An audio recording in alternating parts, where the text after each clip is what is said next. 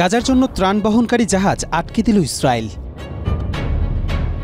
ফিলিস্তিনি জনগণের জন্য মানবিক সহায়তা নিয়ে যাত্রা করা ম্যাডলিন নামক একটি ত্রাণবাহী জাহাজ আটকে দিয়েছে ইসরায়েলের নৌবাহিনী। ভূমধ্যসাগরের আন্তর্জাতিক জলসীমা থেকে জাহাজটি আটকানোর সময় এর ১২ জন ক্রুকে হেফাজতে নেওয়া হয়, যাদের মধ্যে রয়েছে সুইডিশ জলবায়ু কর্মী গ্রেটা থুনবার্গ এবং ফরাসি সংসদ সদস্য রিমা হাসান।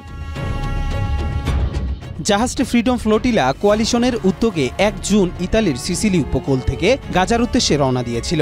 এতে মূলত শিশুদের জন্য খাদ্য, ওষুধ ও নিত্য প্রয়োজনীয় পণ্য ছিল। যদিও পরিমাণে এসব ত্রাণ সামগ্রী খুব বেশি নয়, তবুও তা মানবিক দিক থেকে গুরুত্বপূর্ণ বলে মনে করছে অনেক আন্তর্জাতিক মহল। ইসরায়েলের পররাষ্ট্র মন্ত্রণালয় এক বিবৃতিতে জানিয়েছে, সেলফি জাহাজ নামে উল্লেখ করে তারা এসব জাহাজকে আটক করেছে এবং যাত্রীদের নিরাপদে হেফাজতে রাখা হয়েছে। তাদেরকে পানি ও খাবার সরবরাহ করা হয়েছে বলেও দাবি করা হয়। ২০০৭ সাল থেকে গাজার উপকূলে জাহাজ চলাচলের ওপর নিষেধাজ্ঞা দিয়ে রেখেছে ইসরায়েল, যার ফলে ফিলিস্তিনিদের কাছে সরাসরি ত্রাণ পৌঁছানো কঠিন হয়ে পড়েছে। কবির চৌধুরী, মাই টিভি।